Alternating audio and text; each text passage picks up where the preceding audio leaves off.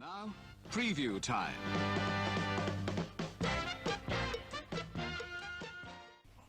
Right, message for a little bird boy.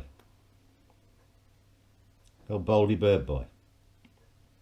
Listen up, yeah. There used to be a guy who used to frequent YouTube. He was quite well known at one time, yeah. And then he became less well known and less well known and less popular. And he doesn't even have a channel anymore. But if he does, he doesn't make any videos on it.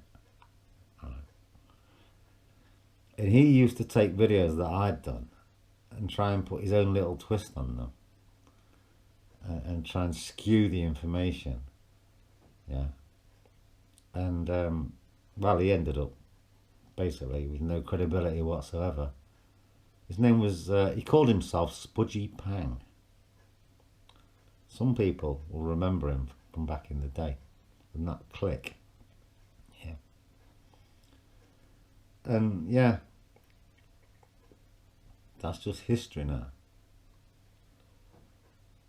Real history, that is. Real history. Do you see my point? Wake up, bird boy.